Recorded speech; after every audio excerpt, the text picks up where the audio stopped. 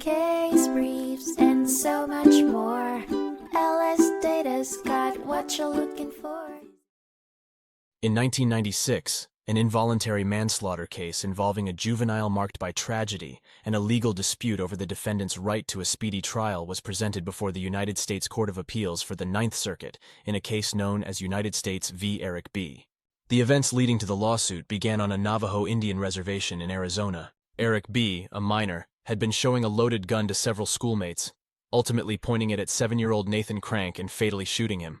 The incident sparked a complex legal battle revolving around Eric B.'s rights as a juvenile defendant. After the government utilized a grand jury subpoena to obtain Eric B.'s school records and interviewed him along with others involved, he was found guilty of involuntary manslaughter. Eric B. challenged his conviction, arguing that his right to a speedy trial, guaranteed by the Speedy Trial Act, was violated. He also alleged the district court had made mistakes in his trial, such as permitting the victim's family to speak during the disposition hearing.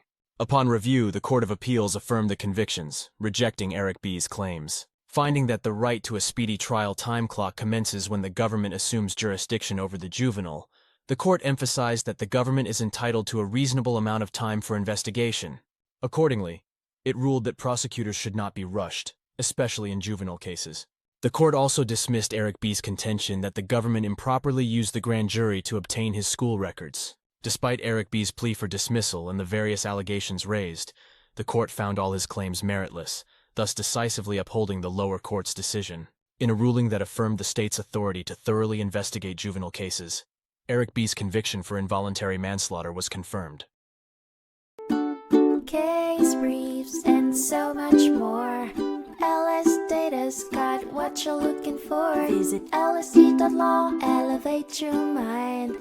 Leave the stress of class.